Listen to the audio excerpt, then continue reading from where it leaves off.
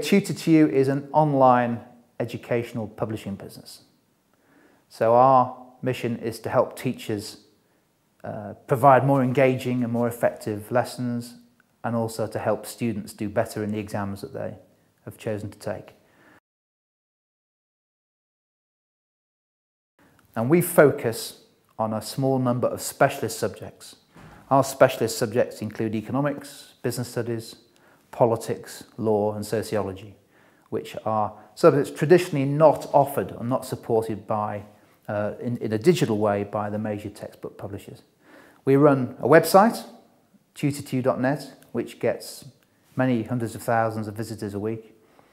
But we also run an offline business where we sell digital training resources to teachers. And then we run a face-to-face business, student revision workshops, teacher professional training, where we get the chance to run events and meet our customers face-to-face.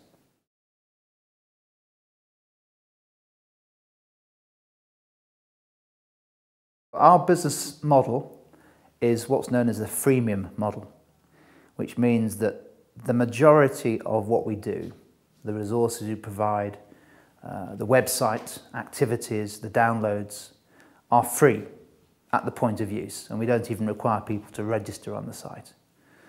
So if you look at our traffic stats on the website, nearly all of the traffic and the activity is teachers and students accessing free materials. It might be a quiz, it might be some revision notes, it might be a blog article. Yeah? But the revenue model, the premium element of freemium, are the resources which are a little bit more specialised, a bit more, they contain more added value. So they address a very specific customer need where a customer, which is usually a teacher, is prepared to pay for something which saves them time or which helps the students do better in the exams. So the freemium model works for us, and it's a model that we've used even before we set the website up on a commercial basis. And if anything, we're producing more free resources now than we ever did.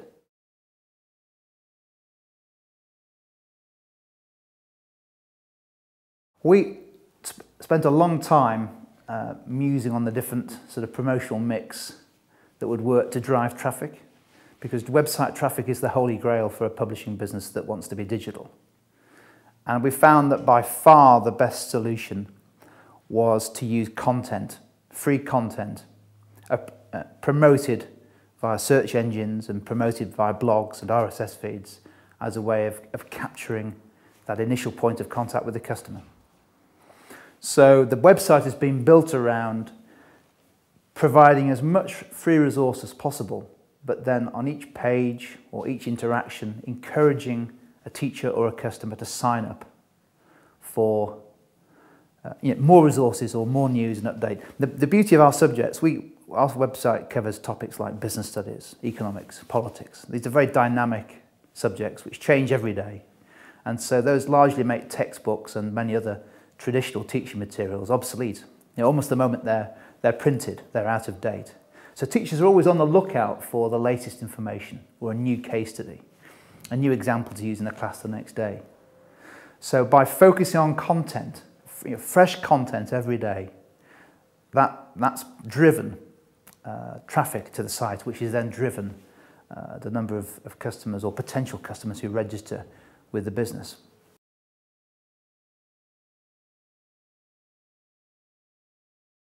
Social media for us encapsulates all the traditional sources of social media. So Twitter, Facebook, less so LinkedIn, but we do drive some traffic from there. But we also include blogging and methods of syndicating blogging content. And what we try and do is to think about the way that our customers want to be updated. So I think our social media strategy has to be informed by what customers, what they want and what they need. And then in every part of our digital communication, whether it be a new blog entry or an email or even printed media that we sent out to schools and teachers, we always refer to the new Facebook page and encourage people to come and visit the site and most importantly, click on that like button so that they're added to the fan base.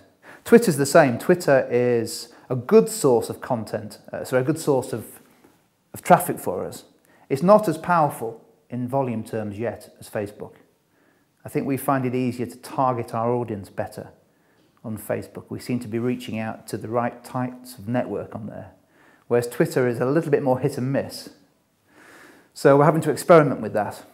So with Twitter again, we're doing some specialized Twitter accounts and Twitter feeds. So there might be a Twitter feed on the latest politics news, which then is populated by our politics bloggers.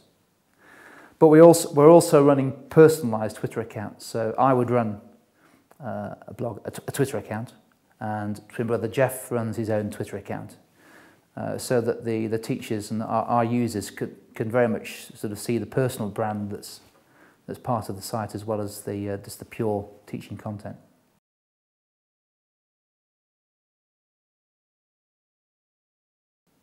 So our revenue and our profit, or whatever they are, but I'm much more interested on a daily basis to see how many people have visited the website, how many blog entries have been viewed, how many people have signed up for a daily feed to get an automatic digest of the new content that's hitting the site.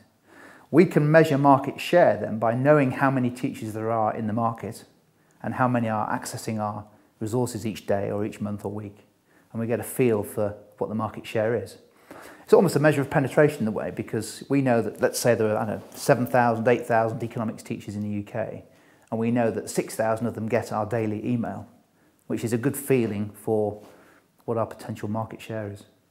The competitors, we view our competitors as being either analog, which is the traditional textbook printing publisher, or digital. There are very few digital competitors still, even after the market being really available to battle for 8 or 9 years. The analog competitors, that these traditional printing textbook publishers, are very slowly getting their act together, but it's been 8 or 9 years getting their act together.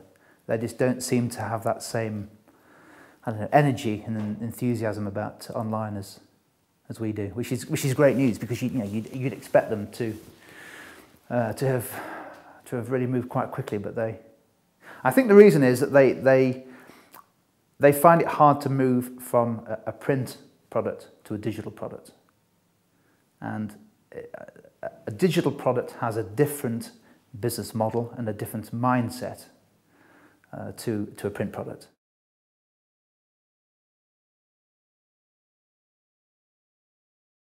We've always got an eye to an exit and to who that might be. There's part of us that would never want to let go of what we've built. In a way, it's become not a life's work, but a sort of life-changing activity. It's a reason why the two of us have spoken every night or every day at least once for the last 10 years, because there's something very sort of practical and emotional about speaking with your fellow shareholder and twin brother about how the business is doing and how it develops. But every business has to plan for an exit, unless you expect to continue it into beyond our generation into the following generations. And we have a fairly good idea who it would be, because it would tend to be a trade buyer. It would tend to be an existing media or publishing business. It would be likely to be an existing media publishing business, almost certainly in the educational field, who wants to move from the analog world to the digital world in a quicker step, because they're struggling to do that now, and also by probably the best known brand in our subjects globally in terms of online education.